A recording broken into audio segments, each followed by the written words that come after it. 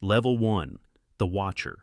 The door clicks shut behind you, not loud, just enough to remind you there's no turning back. You sit across from a man who doesn't give you his name. The room smells like old coffee and cheap disinfectant. There's a thin file on the metal table between you. He doesn't touch it. He just looks at you. You were seen. Not a question, not an accusation, a fact. You say nothing. You're not sure if that's courage or fear locking your jaw in place. Here, silence isn't empty. Silence is measured. He finally nudges the file toward you. Inside, photos, timestamps, you, walking into places you thought you slipped through clean. You pay attention, he says, but not enough. That's where it starts. Not with a gun, not with a target, with your eyes. For 3 weeks you don't train. You sit, you wait, you watch doors, windows, exits. You watch the way people relax when they think no one's looking. You write everything down, every pattern, every habit. They take your notes and rip them apart. You miss the limp. You didn't clock the second exit. You watch the man, not the room. Each criticism lands sharper than a slap.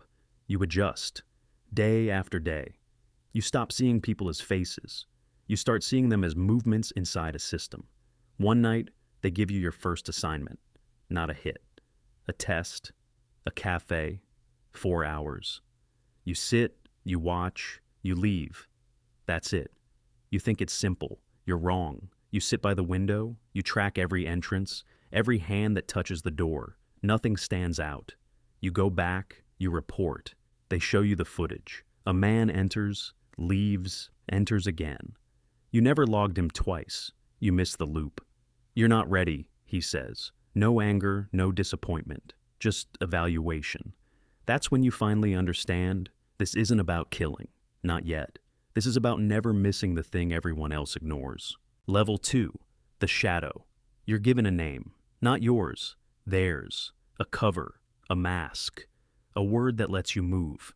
You don't ask where it came from. You don't ask why. Names are tools now. You are too. You start working in the open. Sidewalks. Train stations. Crowded lobbies. Your job is simple. Follow. Document. Disappear. You trail a man for 6 days. You never speak to him. You never bump his shoulder, but you know him. You know his 8:10 a.m. coffee, his 12:45 p.m. smoke break, his 6:30 p.m. gym routine. You know which pocket he keeps his phone in, when he glances over his shoulder, when he never does. You know everything, or you think you do.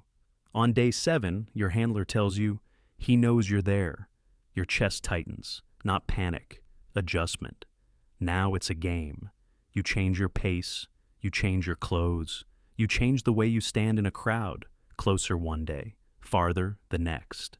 You learn that invisibility isn't hiding in the dark, it's blending into the light. You become background, just another commuter, just another passerby.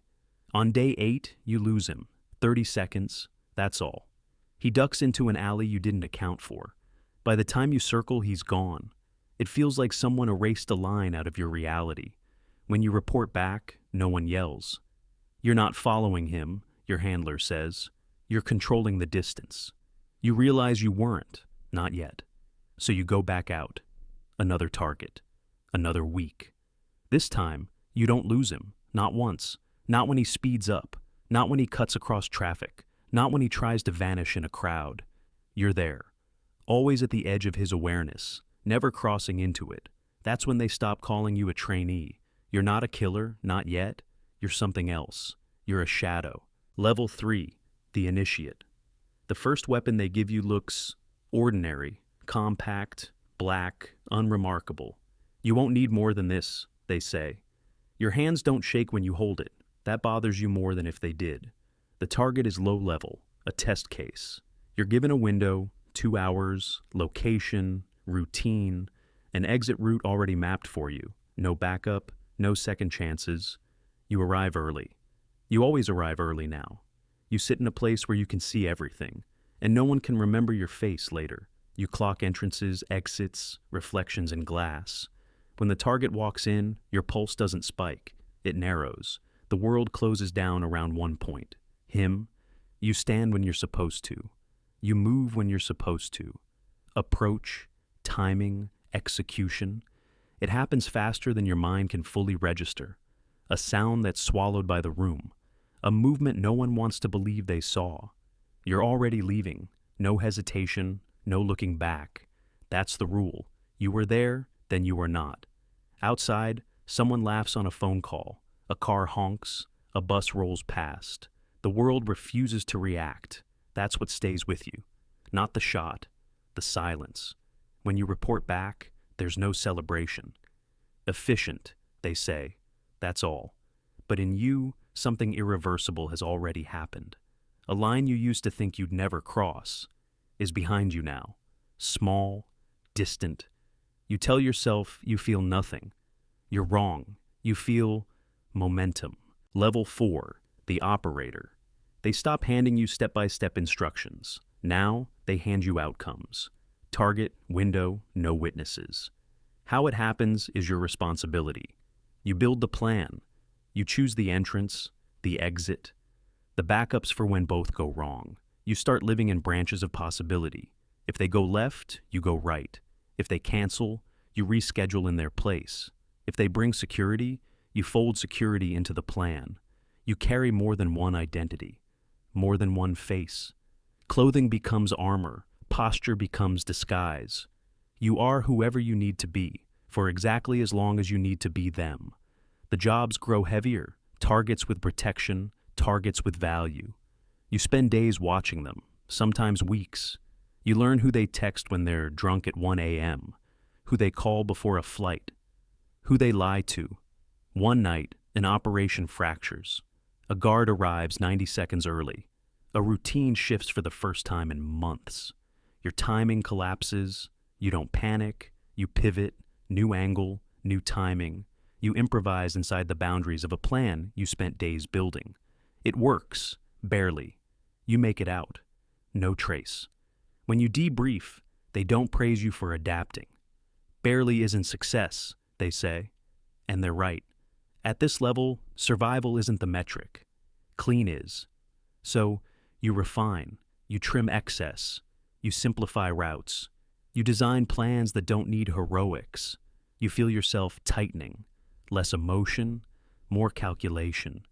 You don't rush. You execute. That difference is the only thing between you and a name on someone else's file. Level 5, the specialist. Inside the system, people start asking for you. Not out loud, not in words anyone else would notice. But you see it. Certain contracts land on your desk. Certain targets come your way. You've become a solution for specific problems.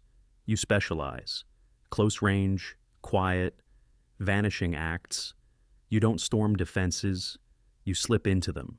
You become staff. Security detail, night maintenance. You learn that the highest walls are useless if someone like you is already on the inside. One assignment takes 3 weeks before the moment arrives. You get hired, you show up on time, you do the work. You learn the building's breathing pattern, when the camera's blind, when the guards slack. By the time the night comes, no one questions why you're there. You move through the halls like you belong, because you do, for exactly as long as you need to. The action itself is quick, surgical, one breath, one step, one decision. Then you're just walking away, past coworkers who will spend the morning giving statements. None of them mention you, not because you were invisible, but because you were ordinary. After that, investigations become background noise. You're careful, methodical, no fingerprints, no cameras, no witnesses who understand what they saw.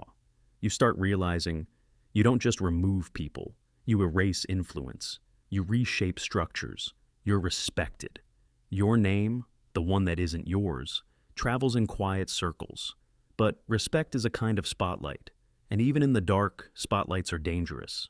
Level 6, the controller.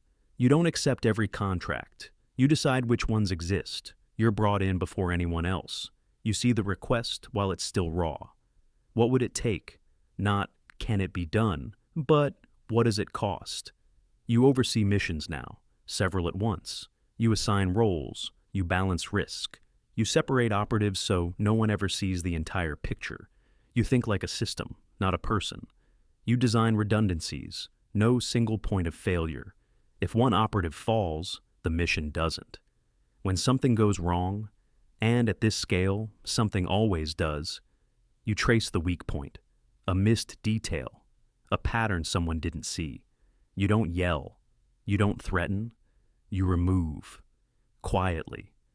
Because this isn't about fairness, it's about stability. You feel the weight differently now. It's not the weight of a weapon in your hand. It's the weight of 20 lives moving according to lines you drew on a screen. You don't think about targets anymore. You think about their impact. You're part of the architecture now, someone tells you. They're right. You're not a blade. You're the hand that decides where the blade goes. Level 7, the broker. You stop touching operations, you touch decisions, contracts filter through you. Not all of them, just the ones that could tilt the balance. The high-value removals, the ones that start wars, or end them. You sit in rooms with people who never use names. They speak in problems. You speak in outcomes. I need this influence gone. I need this vote to fail. I need this man to never reach the plane. You measure feasibility, exposure, reverberation. You say no more than you say yes. That becomes your real power. You define what's too messy, too loud, too visible. You steer the system away from chaos. A client pushes for something theatrical, public. You decline. Not because it's impossible, because it's stupid. You offer a quieter solution, a delayed outcome. They accept. Because by now, your judgment is worth more than their money. You notice your world shrinking. You no longer meet the people who execute your decisions. You don't see their faces. You don't learn their stories. You know them as variables, capabilities, reliability scores. Targets become data. Contracts become patterns. You live surrounded by choices. But your own life feels narrower than ever. You've never been more powerful. You've never been less free. Level 8, the architect. No one knows where you are, not exactly. They know how to send signals, how to get messages to you. That's all they need. You don't receive jobs. You watch currents, shifts in markets, changes in security, the rise and fall of people whose names the world thinks it chose. You don't think in single events, you think in chains. If this person disappears, what collapses with them? If this decision fails, what opens up 5 years from now? You build and dismantle futures with approvals and denials. Your reach is larger than it has ever been. You rarely leave the place you sleep. You don't have a wall of photos. You have models, projections, networks built from choices you made months, sometimes years, before any action takes place. You stop noticing days. You notice only timelines. From the outside, this would look like ultimate power. From where you sit, it feels like quiet and distance. There's no one above you to answer to, but there's no one beside you either. No equal, no partner, just layers of people you'll never meet, carrying out decisions that started in your head. Sometimes you think about level 1, sitting in that cheap chair, smelling stale coffee, being told you were seen. You thought the test was about your eyesight. It was about something else. How much of yourself you were willing to lose to see everything. A report lands in front of you. New recruit, young, observant, promising. The notes say they miss things, but they're improving. You don't smile, you don't frown, you approve the file. Somewhere, a door closes softly. A thin folder slides across a metal table. Photos, timestamps. A voice says, "You were seen." On the other side of that table, someone sits where you once sat, thinking they understand what they're about to become. They don't. Not yet, but they will. Because the system doesn't end with you. It just changes levels.